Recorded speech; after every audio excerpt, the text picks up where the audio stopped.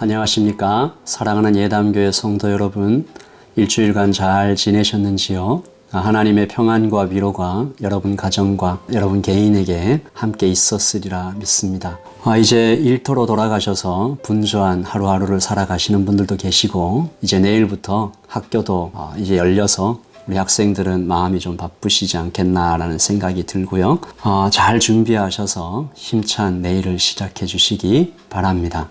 레벨 2로 내려갔지만 아직 인원 제한이 10명이라서 교회로 모이지 못하는 것을 안타까워하고 있습니다. 이 마이랑이 베이 교회와 의논하는 중에 있으니까 좋은 소식이 곧 있을 것이라고 믿습니다. 그동안 잘 견뎌주셨고 교회와 지체들을 위하여 전심으로 기도해 주신 것 정말 감사하게 생각하고 있습니다. 오늘도 우리 예담교회 꿈나무 어린이들의 말씀 암송 시간으로 시작하겠습니다. 우리 자라나는 어린이들을 위하여 큰 박수로 격려해 주시겠습니다. 나의 영혼이 잠잠히 하나님만 바라며 나의 구원이 그에게서 나오는도다. 시편 62편 1절 말씀하네. 나의 영혼이 잠잠히 하나님만 바라며 나의 구원이 그에게서 나는도다. 시편 62편 1절 말씀. 아멘. 나의 영혼이 잠잠히 하나님만 바라며 나의 구원이 그에게서 나오셨도다. 오직 그만이 나의 반석이요 나의 구원이시요 나의 요새이시니 내가 크게 흔들리지 아니하로다. 시편 62편 1절에서 2절 말씀. 아멘. 우리 어린이들 오늘도 변함없이 말씀 암송 참 잘했습니다. 다시 한번 박수로 칭찬합니다. 우리 어린이들이 선포한 말씀처럼 오직 우리의 반석 되시는 산성 되시는 주님께 힘을 얻는 하루하루가 되시기를 예수님의 이름으로 축복합니다. 우리 옆에 있는 가족들과 예담의 지체들을 우리 어린이들을 축복하는 시간입니다. 당신은 사랑받기 위해 태어난 정말 축복받은 지체들입니다. 우리 사랑합니다. 축복합니다. 우리 격려하면서 찬양하겠습니다.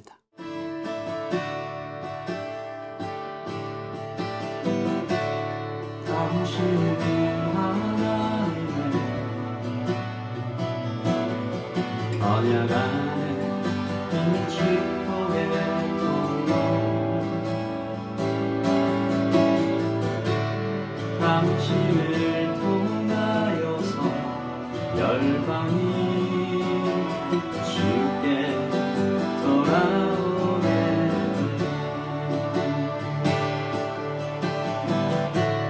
당신을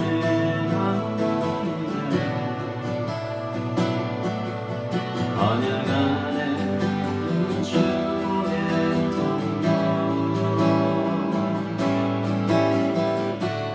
당신을 통하여서 열방이 주께 예배하게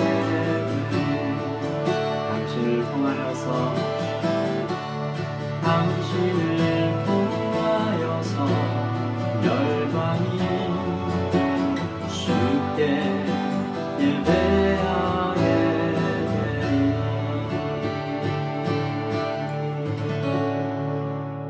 축복합니다. 사랑합니다. 교동문 95번 가정주일입니다. 저와 여러분이 한 절씩 교독하도록 하시겠습니다. 내가 사람의 방언과 천사의 말을 할지라도 사랑이 없으면 소리나는 구리와 울리는 꽹과리가 되고 내가 예언하는 능력이 있어 모든 비밀과 모든 지식을 알고 또 산을 옮길 만한 모든 믿음이 있을지라도 사랑이 없으면 내가 아무것도 아니요 내가 내게 있는 모든 것으로 구제하고 또 내 몸을 불사르게 내어줄지라도 사랑이 없으면 내게 아무 유익이 없느니라. 사랑은 오래 참고 사랑은 온유하며 시기하지 아니하며 사랑은 자랑하지 아니하며 교만하지 아니하며 무례행하지 아니하며 자기의 유익을 구하지 아니하며 성내지 아니하며 약한 것을 생각하지 아니하며 불의를 기뻐하지 아니하며 진리와 함께 기뻐하고 모든 것을 참으며 모든 것을 믿으며 모든 것을 바라며 모든 것을 견디느니라.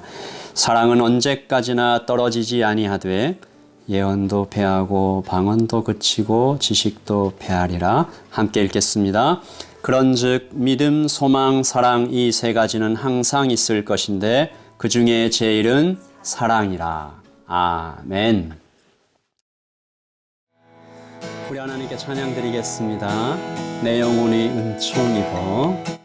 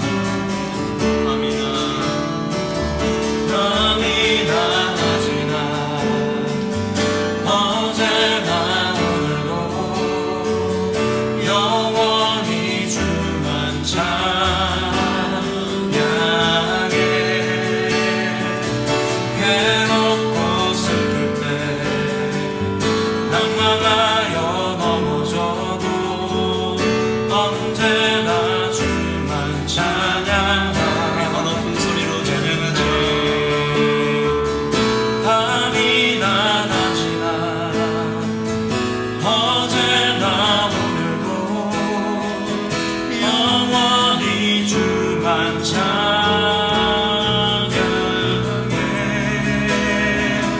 괴롭고 슬플 때 낙망하여 넘어져도 언제나 주만 찬양하리.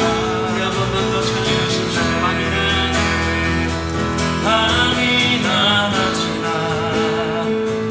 어제나 오늘도 영원히 주만 찬양해.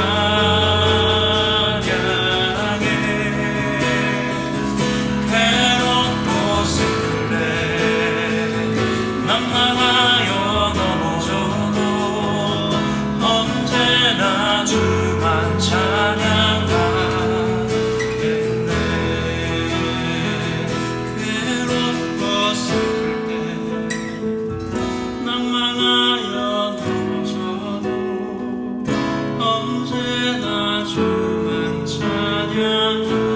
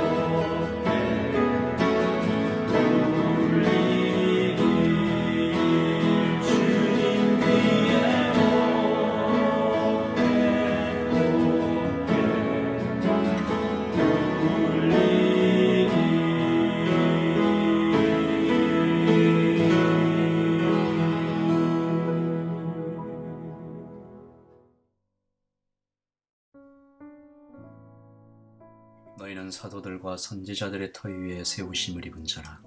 그리스도 예수께서 친히 모퉁이 돌이 되셨느니라. 그의 안에서 건물마다 서로 연결하여 주 안에서 성전이 되어가고 너희도 성령 안에서 하나님이 거하실 조소가 되기 위하여 그리스도 예수 안에서 함께 지어져 가느니라. 아멘.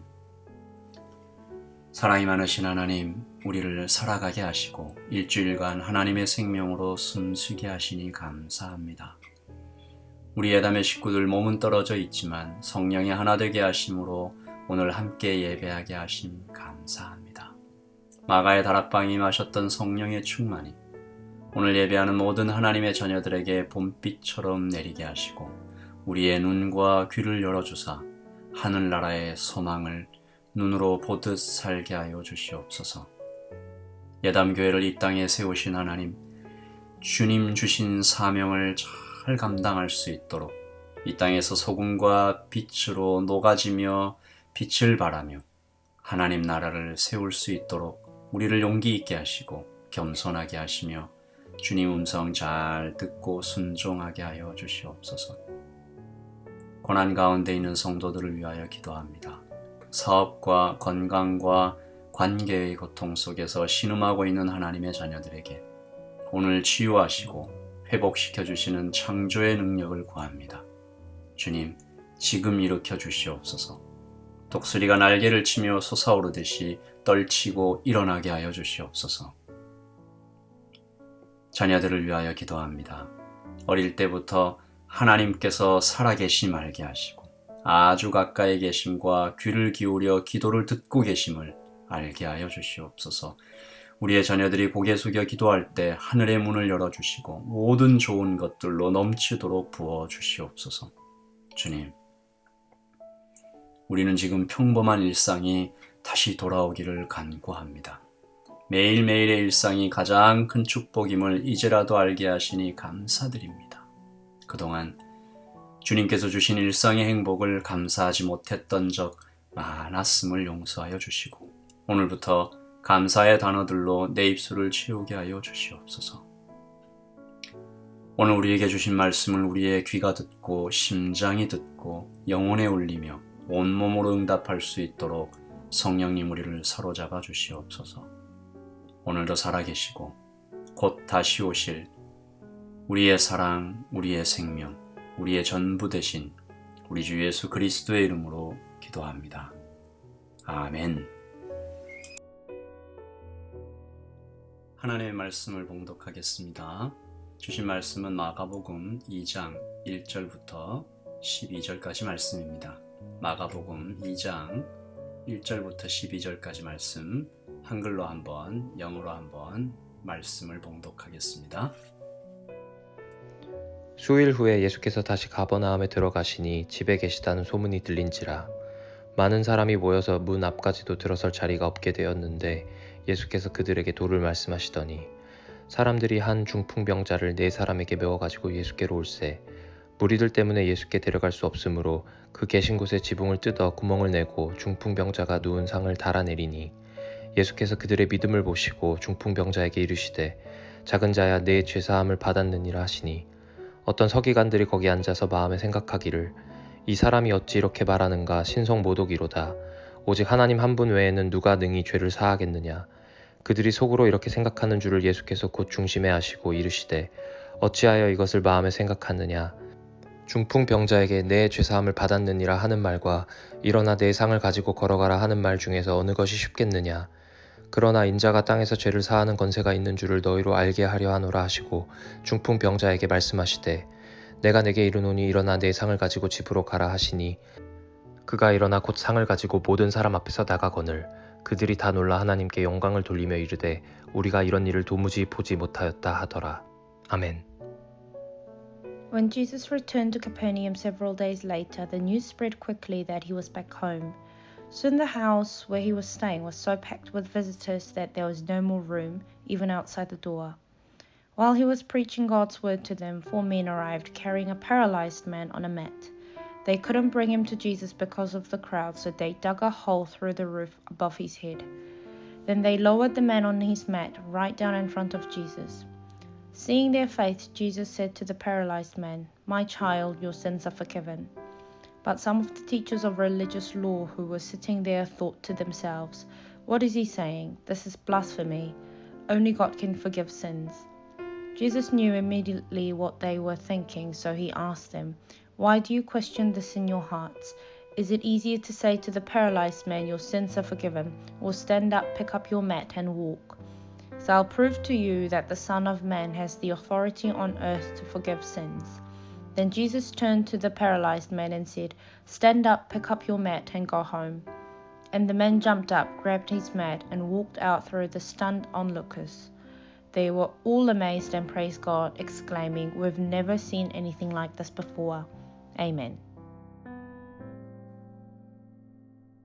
지난주 락다운이 레벨 2로 내려가고 코로나 사태가 조금씩 진정되어 가는 것이 보입니다. 여러 나라 중에서 뉴질랜드는 비교적 잘하고 있는 편이라는 소식이 들리지만 그럼에도 불구하고 어려움이 없다라는 것은 아닙니다. 백신은 아직 나오지 않았고 언제 나올지도 알지 못하는 상황이죠. 레벨 2로 내려갔지만 아직까지 우리는 정상적인 생활로 돌아가지 못했고요. 이번 락다운으로 인해서 안타까운 사연들을 많이 듣고 있습니다. 사랑하는 사람이 떠나갔는데 한국의 가족들이 뉴질랜드에 들어와서 장례에 참여할 수 없는 일들, 그 마음을 감히 헤아릴 수도 없습니다. 정성껏 결혼식을 준비했는데 다 취소해야만 했던 사람들, 또 이 락다운으로 인해서 우울증을 호소하는 사람들도 늘어나고 있다고 합니다. 그리고 이때에 교회는 안과 밖에서 어려운 질문들을 받고 있습니다. 교회가 받고 있는 질문은 2가지인데요. 첫 번째, 교회 밖의 세상이 질문합니다. 종교가 필요한가? 교회가 왜 필요한가? 전염병의 시대를 살고 있는 이 시대의 질문이라고 생각합니다. 종교가 왜 필요한가? 교회와 목사는 왜 필요한가? 우리에게 가장 필요한 것은 의사와 간호사, 백신, 그리고 효과적인 행정 당국이지 한국의 신천지 사태와 맞물려서 종교 집회들 사람이 많이 모이니까 오히려 방해만 되는 것 같다라고 세상이 질문합니다. 이번 뉴질랜드 정부가 했던 발표들이 좋은 예가 될 것 같은데요. 락다운이 시작될 때부터 교회는 에센셜, 즉 필수적인 곳이 아니었습니다. 지금 레벨 2가 되어서 카페와 학교와 피트니스 센터가 문을 열고 있고 심지어 일주일 후에는 술집들도 영업을 시작하는데 아직 교회는 여전히 10명으로 인원 제한을 받고 있습니다. 세상은 어쩌면 이미 결론을 내리고 있는지도 모르겠어요. 교회는 좋은 곳일지는 몰라도 우리에게 꼭 필요한 곳은 아니다. 두 번째 질문입니다. 교회 안의 성도들이 하는 질문입니다. 왜 모여야 합니까? 벌써 2달 가까이 우리가 흩어져 예배를 드리고 있죠. 모이는 예배를 간절히 갈망하는 분들도 계시지만 또 한편으로 온라인에 익숙한 성도들도 나타나고 있습니다. 그들의 질문이 혹시 이런 것이 아닐까 싶어요. 왜 우리가 모여야 합니까? 이렇게 온라인으로도 충분히 예배 드릴 수 있고 심지어 더 편하고 안전한데 왜 꼭 모여야 합니까?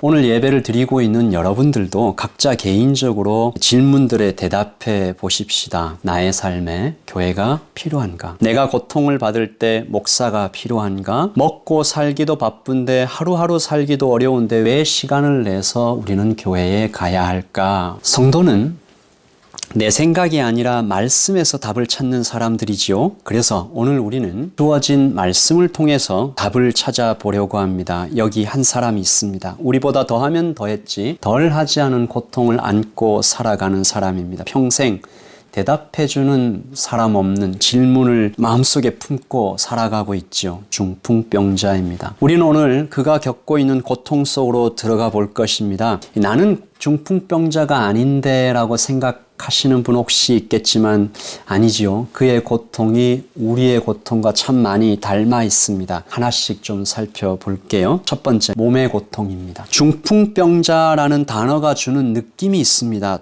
툭 하고 떨어지는 절망입니다. 무기력이죠. 마음대로 움직일 수도 말도 제대로 할 수가 없어요. 하루 종일 집에만 있어야 합니다. 누가 도와주지 않으면 거의 아무것도 할 수 없습니다. 이런 생각을 해봤어요. 만약에 그가 태어날 때부터 중풍병자가 아니었다면 그의 절망은 감히 상상할 수 없는 것입니다. 만나고 싶은 사람, 하고 싶은 일들이 모두 어느 날 갑자기 막혀버렸을 때 2발과 2다리로 다닐 수 있는 자유가 한순간에 없어졌을 때 그 고통, 그는 어떻게 이 모든 것들을 견뎌냈을까?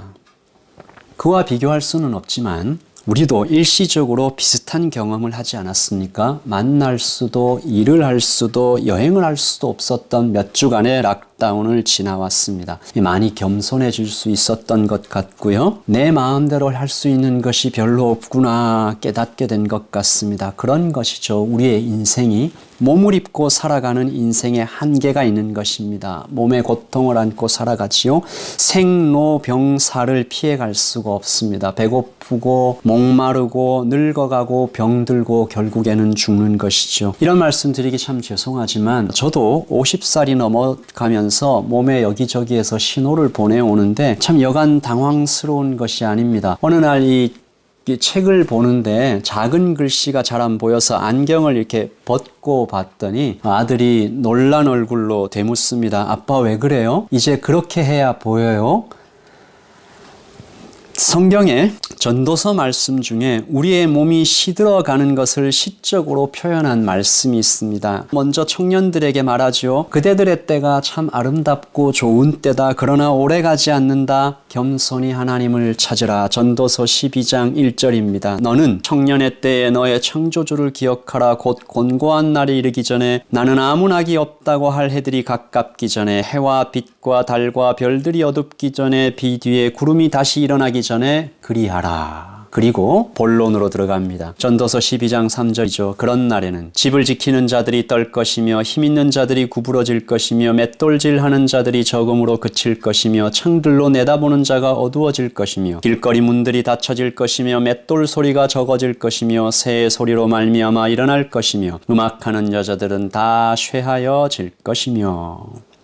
여기서 집을 지키는 자들과 힘 있는 자들은 근육과 뼈대를 말하지요. 손이 떨리고 뼈는 약해져서 허리와 등이 굽는다라는 뜻입니다. 맷돌질하는 자들이 적어진다라는 것은 이빨이 다 빠져서 음식을 씹지 못한다는 것이고, 창들로 내다보는 자는 눈이 어두워진다라는 것이죠. 길거리 문들이 닫힌다라는 것은 사람 몸에 있는 샘들이 다 닫히고 땀과 눈물샘이 말라가는 것입니다. 새 소리에 일어난다라는 것은 아침잠이 없어진다라는 것이고, 음악하는 여자들이 힘이 빠진다라는 것은요, 목소리가 변하고 이제 노래할 힘이 점점 떨어진다라는 것이죠. 여러분 말씀 읽어보시니 어떻습니까? 중풍병자는 지금 이 고통을 당하지만 우리도 피할 수 없는 미래를 보는 것이 아닙니까? 우리 모두 움직일 수 없고 힘을 쓸 수 없게 되는 미래를 예고받은 것이죠. 다시 말해 우리 모두는 늙어감과 죽음을 피할 수 없는 운명을 안고 살아가는, 우리 모두 몸의 고통을 당하고 있는 사람들입니다. 둘째, 마음의 고통이지요. 몸이 아픈 것도 힘든데 그보다 더 아픈 것은 마음의 고통이지 않을까. 언젠가 교통사고로 장애를 얻은 사람이 이런 말을 했습니다. 쳐다만 봐도 아플 수 있다는 것을 알게 되었습니다.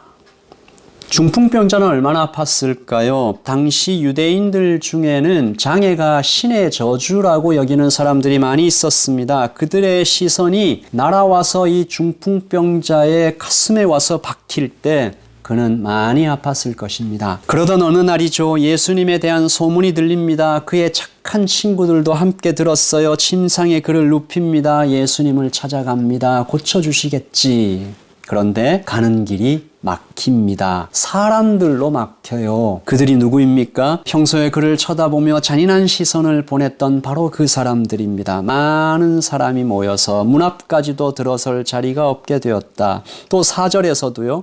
무리들 때문에 예수께 데려갈 수 없으므로 사람들이 막고 있어요. 너무 많아서 예수님께 들어갈 수가 없습니다. 침상을 메고 땀을 뻘뻘 흘리며 발을 동동 구르고 있으면 좀 비켜주면 좋겠는데 비켜주지를 않아요.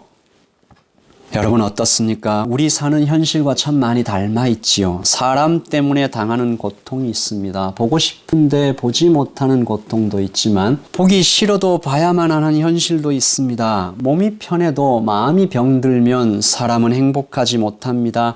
살아갈 수가 없습니다. 관계가 막히면 마음이 병들고 마음이 병들면 몸도 사람 전체를 파괴시켜 나가기도 합니다. 오늘 중풍병자의 앞을 가로막은 이 사람들 같은 내 인생을 막는 사람들이 여러분의 인생에도 있으십니까? 내 앞길을 막아서는 방해꾼 같은 사람들이 우리의 인생에도 있을 수가 있지요. 좀 피해주면 좋겠는데 요지부동이에요. 움직이지 않습니다. 피해주지를 않아요. 그 정도도 아니죠.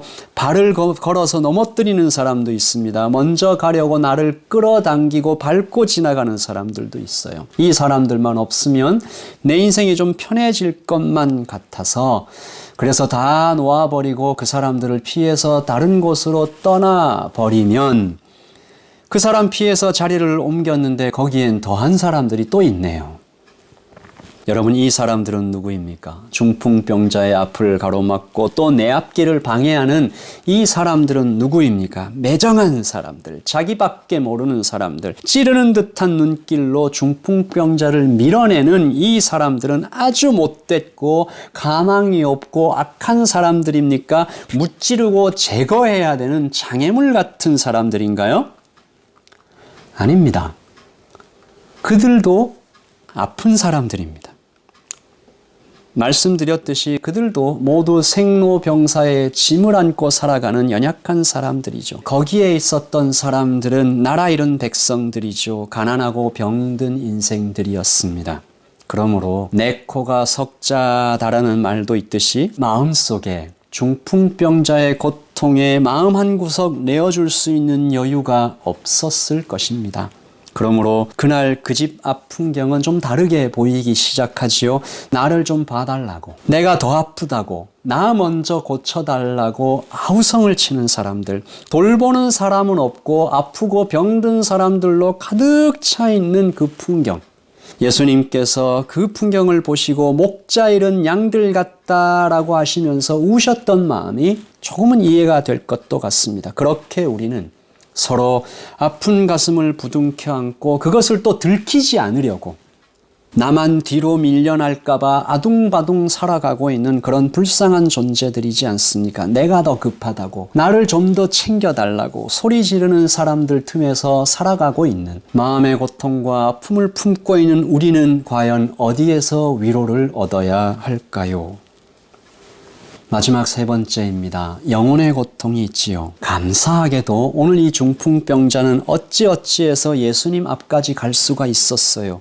지붕을 뚫어서라도 가야만 했던 절박함과 예수님 아니면 안 된다라는 그 믿음 때문에 또 거기에 고마운 친구들도 있었죠. 내 친구를 꼭 고쳐주고 싶다는 착한 친구들이 병자를 예수님 앞에까지 데리고 갑니다. 지붕을 뜯었다고 했습니다. 팔레스타인의 집들은 대부분 지붕이 평평합니다. 그리고 바깥쪽에 지붕으로 올라가는 계단이 있고요.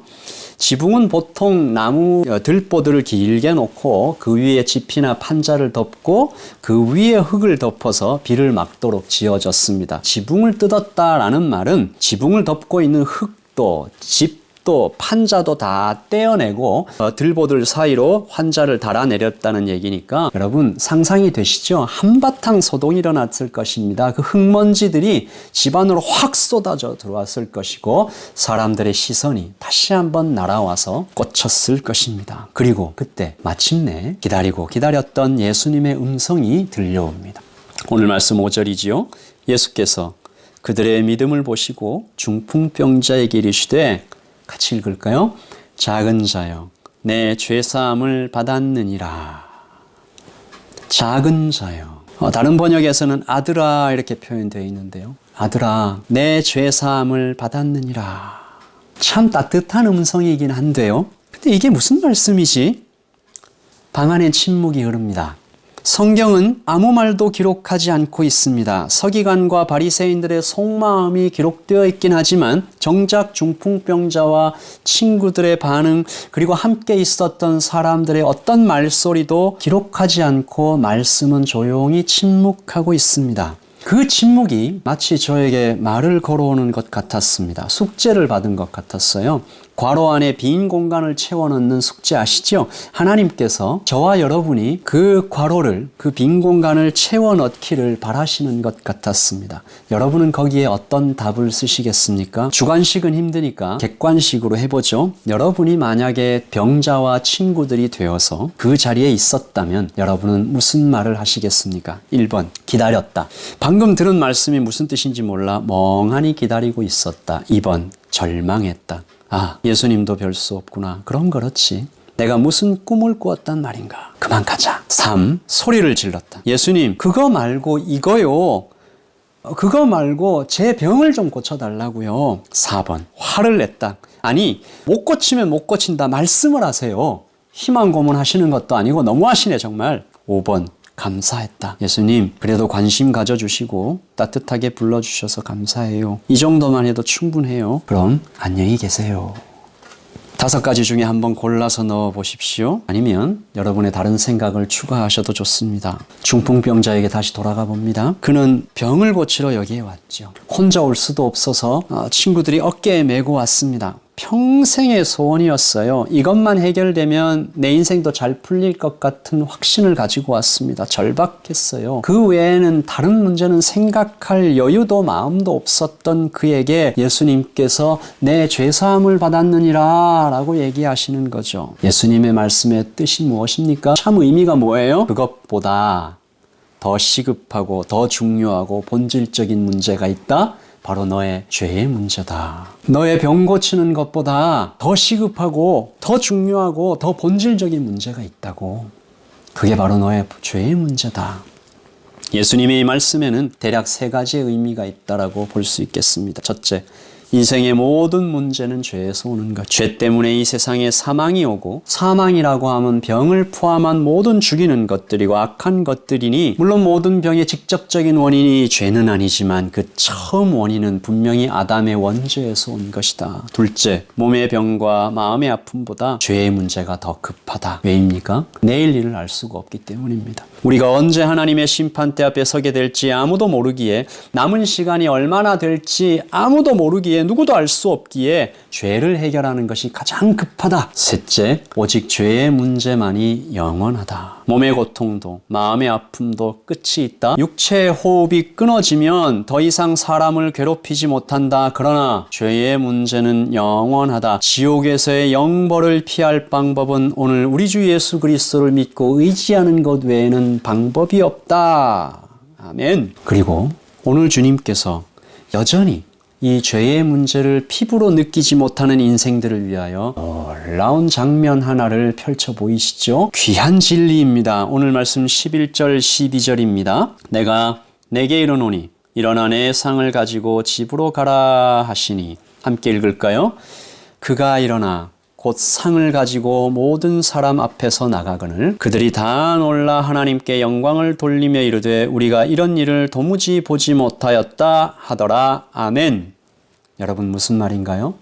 죄 사함 속에, 즉 하나님 나라의 모든 것이 다 포함되어 있다. 병 고침도 그 안에 포함되어 있다. 그러므로 저 유명한 말씀의 의미가 오늘 새롭게 다가오는 것이죠. 마태복음 6장 33절입니다. 그런즉 너희는 먼저 그의 나라와 그의 의를 구하라. 그리하면 이 모든 것을 너희에게 더하시리라. 아멘. 말씀은 미래에 받을 약속을 뜻하는 것이기도 하지만 하나님 나라가 품고 있는 모든 것을 알려주시는 것입니다. 여러분, 하나님 나라 안에 치유가 있습니다. 평안이 있습니다. 풍성한 행복이 있습니다. 건강이 있습니다. 관계의 회복이 있습니다. 실망과 좌절과 눈물을 씻어주시는 사랑이 하나님 나라에 있습니다. 꺾이고 두들겨 맞아 쓰러진 사람을 일으켜 세우는 강한 힘도 소망도 하나님 나라에 있습니다. 아직 우리의 눈에 보이지 않을 뿐입니다. 아니, 우리의 영적인 눈이 어두워 보지 못하는 것이죠. 그러나 분명히 있는 것입니다. 얼마 전에 지구에서 가장 건조한 지역이라는 제목의 사진을 보았습니다. 칠레의 아카카마라는 사막인데요. 여러분 보시기만 해도 정말 사막이죠. 몹쓸 사막입니다. 살아있는 것이 없어요. 죽음의 땅입니다. 무엇을 해도 희망은 없어 보입니다. 그런데 어느 날 이 사막에 12시간 동안 비가 오는 일이 있었습니다.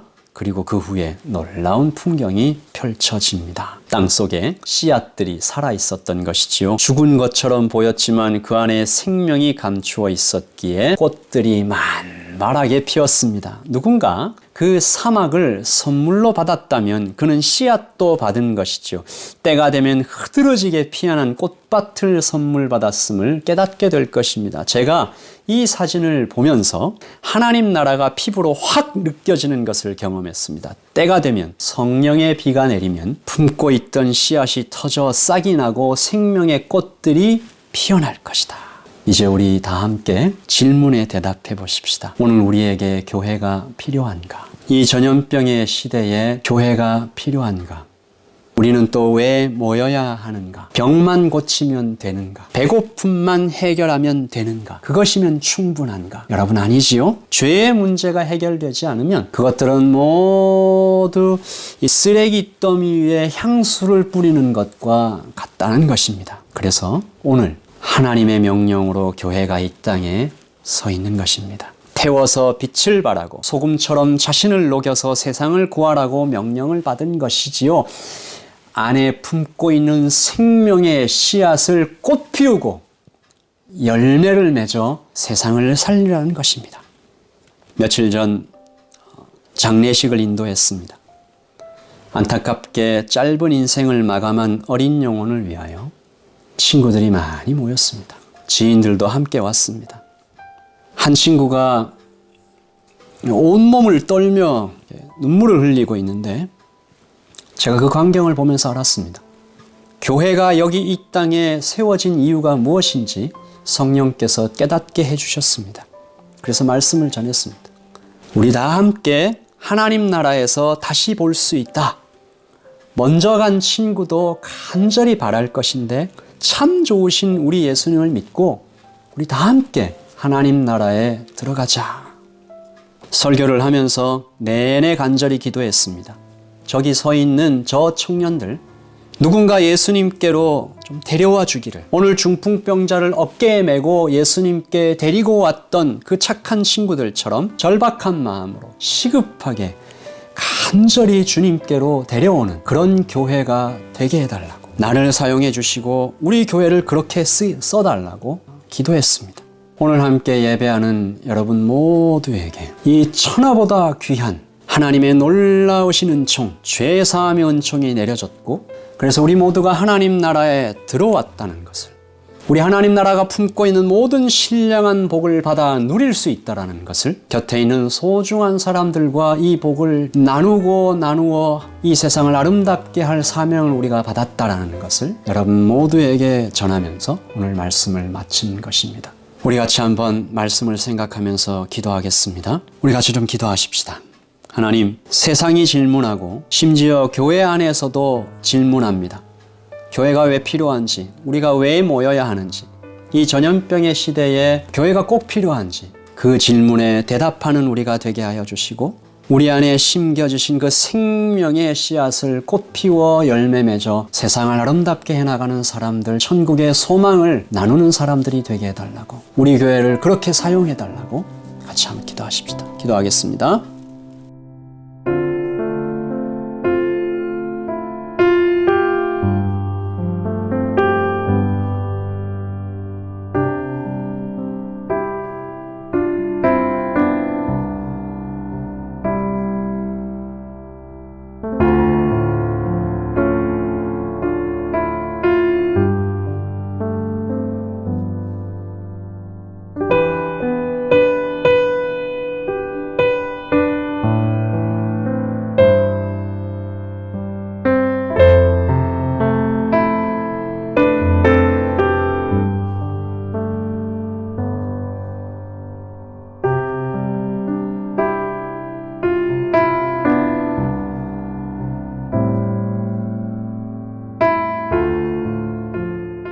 우리 한 번 더 기도하실 때 교우들과 이 땅의 모든 상처 입은 사람들, 병든 사람들, 마음이 아픈 사람들, 몸이 아픈 사람들을 위하여 기도하실 때 하나님 이 땅을 불쌍히 여겨주시고 하나님 나라가 품고 있는 모든 신령한 복이 우리 교우들에게, 또한 이 땅의 아픈 사람들에게 내려서 치유하시고 회복시켜달라고, 우리 교우들을 위하여, 이 땅을 위하여 한 번만 더 기도하겠습니다. 기도하십시다.